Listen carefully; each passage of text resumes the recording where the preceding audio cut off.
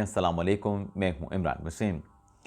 नाज़रीन, प्रोग्राम का आगाज़ हम करेंगे जो अफ़गानिस्तान की जानिब से रात की तारीकी में एक मरतबा फिर जो इश्तियाल अंगेज़ी की गई, इस जारियत पे पाकिस्तान की तरफ से अफ़गानिस्तान को क्या सबक सिखाया गया है, इस ख़बर से अपने वीडियो लॉग का आगाज़ करेंगे। और इसके बाद हमारे प्रोग्राम की जो दीगर अहम ख़बरें हैं, जिनकी हेडलाइन, जिनके टाइटल्स थंबनेल पे आप नाज़रीन ने पढ़े हैं, जिसमें इमरान खान से जुड़ी ख़बर है, जिसमें सोहेल अफरीदी के हलफ से जुड़ी एक बड़ी अहम ख़बर है। पॉलिसी में एक बड़ा शिफ्ट आया है।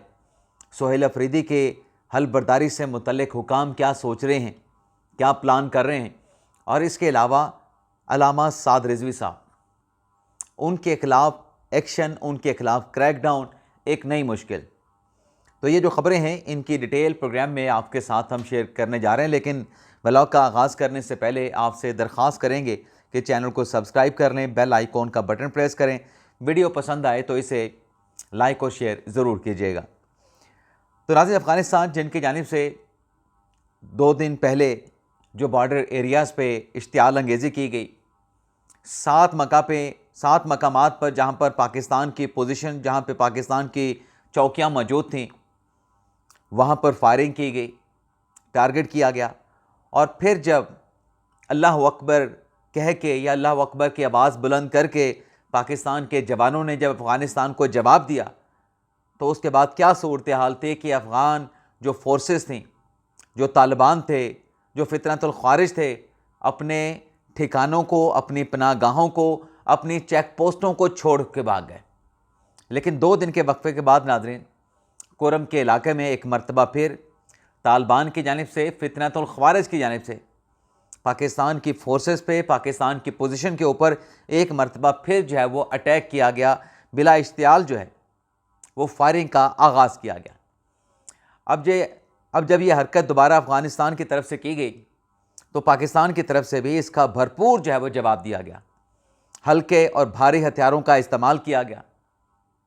और यहाँ तक कि जिस चेक पोस्ट से ये शर अंगेज़ी की गई, ये इश्तियाल अंगेज़ी की गई, पाकिस्तान के जवानों ने उस चेक पोस्ट को तबाह कर दिया।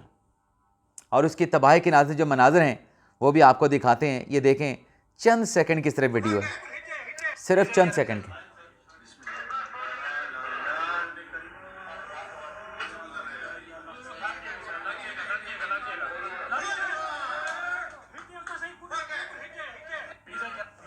तो ये जब पाकिस्तान के जवानों ने अफ़गानिस्तान की पोजीशन को हिट किया है, तो अल्लाह अकबर का जो नारा है वो वहाँ पे बुलंद किया गया है। और सिर्फ ये नहीं कि उनकी एक चेक पोस्ट को नुकसान पहुँचाया गया है, तबाह किया गया है, बल्कि अफ़गानिस्तान का एक जो टैंक है उसके भी पाकिस्तान ने परखच्चे उड़ा के रख दी हैं। अच्छा, एक तरफ इस किस्म की कार्रवाइयाँ हैं, दूसरी तरफ पाकिस्तान को दोस्त ममालिक से पैगामात भिजवाए जाते हैं कि पाकिस्तान के जो तहफ़्फ़ुज़ात हैं उनको अफ़गानिस्तान एड्रेस करने के लिए तैयार है। लेकिन नाज़रीन, जो पाकिस्तान की हुकूमत ने, पाकिस्तान की सियासी और अस्करी क़यादत ने जो फ़ैसला किया है कि ये लातों के भूत हैं, ये बातों से नहीं मानेंगे, तो मेरे ख़्याल से यही हिकमत अमली जो है वो लेके चलने चाहिए।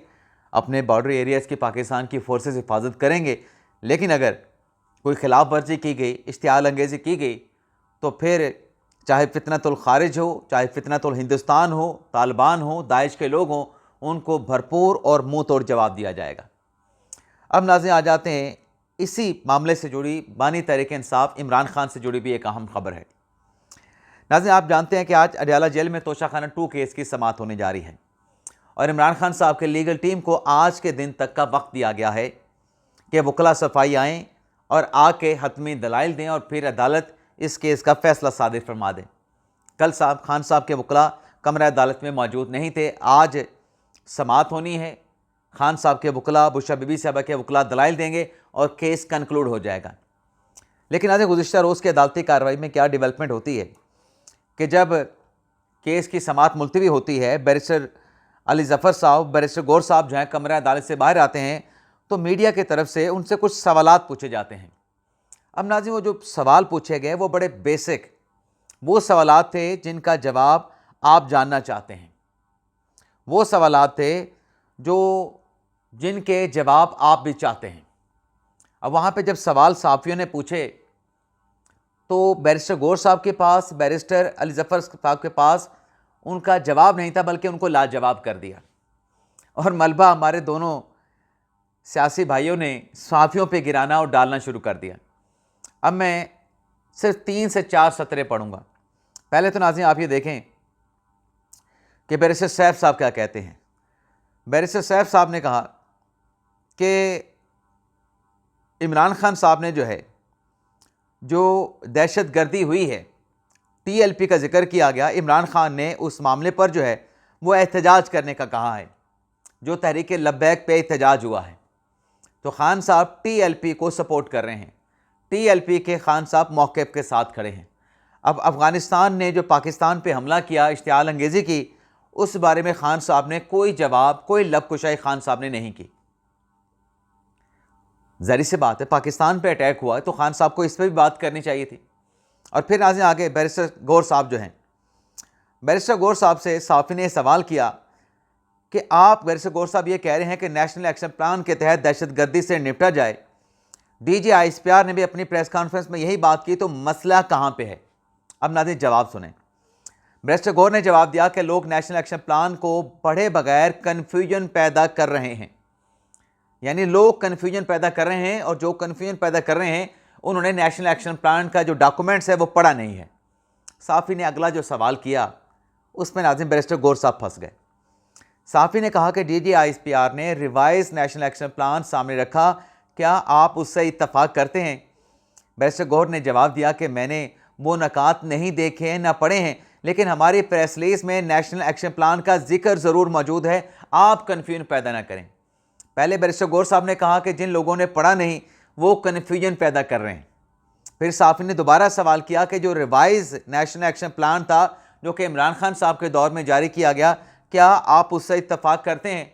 तो बैरिस्टर गौर साहब जो दूसरों का इल्ज़ाम दे रहे थे कि लोगों ने वो डॉक्यूमेंट्स नैब का पढ़ नहीं रखा, बैरिस्टर गौर साहब ने कहा कि मैंने उसके नुकात नहीं देखे। हमने जनवरी में ऑल पार्टीज़ कॉन्फ्रेंस का जो एलामिया था उसमें हमने वो नेशनल एक्शन प्लान का एलामिया नेशनल एक्शन प्लान वो उसमें पिन कर दिया था, वो साथ में शामिल कर दिया था। तो कन्फ्यूजन कौन पैदा कर रहा है? साफ़ियों के सवाल पे जवाब किससे बन नहीं पा रहा। और सिर्फ ना ये नहीं, साफ़ी ने एक आगे चल के और भी सवाल पूछा। साफ़ी ने सवाल किया कि नेशनल एक्शन प्लान पर तो बानी PTI ने दस्तखत किए थे। उन्होंने जवाब दिया कि हम इंतशार नहीं चाहते। बानी ने कहा कि जनरल बाजवा से भी मुल्क की खातिर बातचीत की थी। अब जनरल बाजवा कोई मुल्क दुश्मन तो था नहीं, लेकिन खान साहब कहते हैं कि मुल्क की खातिर PTI के लोगों ने कहा कि उनके साथ हमने बात की थी। तो ना इस पर भी आप अंदाज़ा कर लें। और फिर एक और चीज़ भी थी जिसका जिक्र, बाकी ये सिर्फ कि मिलिट्री ऑपरेशन के मसाइल का। साफ़ी ने सवाल किया नेशनल प्लान पर तो बानी PTI ने दस्तखत भी किए थे। उन्हें जवाब दिया कि हम इंतशार नहीं चाहते। यानी खान साहब के दस्तखत से मुतल्लिक़ पूछा गया कि खान साहब के सिग्नेचर मौजूद है नेशनल एक्शन प्लान पे, तो आगे से जवाब क्या आता है कि हम इंतशार नहीं चाहते। तो फिर नेशनल एक्शन प्लान के तहत जो कार्रवाइयाँ हो रही हैं उसके रास्ते में फिर रोड़े क्यों अटकाए जाते हैं? तो खान साहब की लीगल टीम कल फंस गई। खान साहब की सियासी टीम कल साफ़ियों के सवालात का जवाब नहीं दे सकी। तो ये खान साहब के लिए बड़ा झटका है कि जो बयानात देते हैं, उन बयानात, उन दावों का उनकी अपनी टीम बाहर आके दिफा नहीं कर सकती। अब नाज़रीन अल्लामा साद रिजवी साहब पे आ जाते हैं। एक तो किसी दोस्त ने सवाल किया था कमेंट बॉक्स में कि 2 किलो सोने की कीमत कितनी बनती है? तो पाकिस्तानी रुपयों में जो मैंने असेसमेंट की है वो 7.5 करोड़ रुपए बनते हैं। जो पुलिस की तरफ से स्टेटमेंट आया था उसमें यह कहा गया था कि 6.5 करोड़ के जेवरात पकड़े गए हैं। अब उसमें कैरेट का फ़र्क हो सकता है, भाई कितने कैरेट का सोना था। इसके अलावा नाज़रीन, जो साद रिजवी साहब, उनकी पार्टी का जो एहतजाज हुआ, अब FIR का इंदराज हो चुका है। साद रिजवी साहब मंजर आम पे नहीं हैं, मंजर आम से मुकम्मल तौर पे वो गायब हैं। और पुलिस का, सिक्योरिटी फोर्सेस का दावा है कि हमने उनकी जो लोकेशन है वो टेक्निकल ट्रैकिंग के ज़रिए उसकी असेसमेंट कर ली है। और ऑप्शन ये दिया गया है कि दोनों भाई खुद से अपने आप को कानून और पुलिस के हवाले कर दें।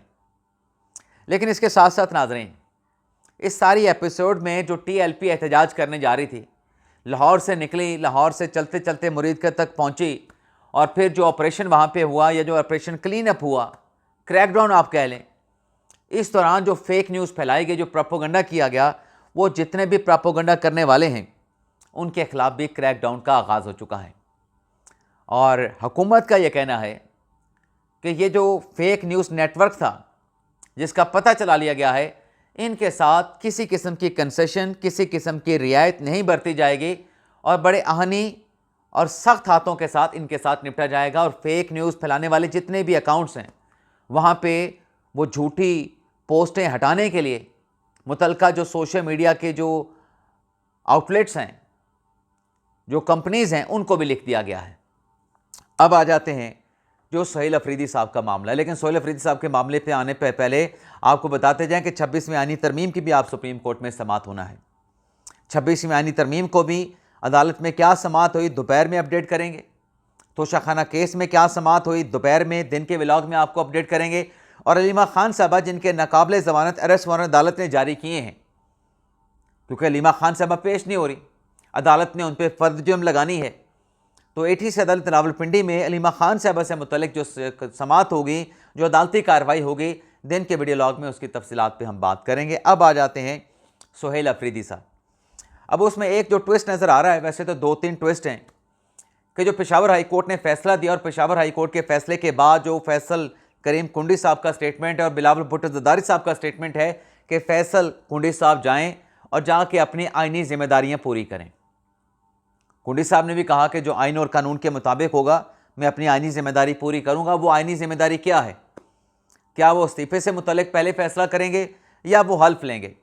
अगर तो वो हल्फ ले लेते हैं तो फिर इस्तीफ़ों वाली बात तो पीछे चली जाएगी। इस्तीफ़ा एक्सेप्ट किया, इस्तीफ़ा एक्सेप्ट नहीं किया, इस्तीफ़े में सिग्नेचर कैसे थे, मैच कर रहे थे, नहीं मैच कर रहे थे, फिर वो कहानी ख़त्म हो जाएगी। जो कुंडी साहब का मौक़िफ़ है, कुंडी साहब का मौक़िफ़ जो है वो दबरदूज हो जाएगा, ज़मीन बोस हो जाएगा। दूसरा ट्विस्ट जो है कि पेशावर हाई कोर्ट में भी आज समाअत होनी है।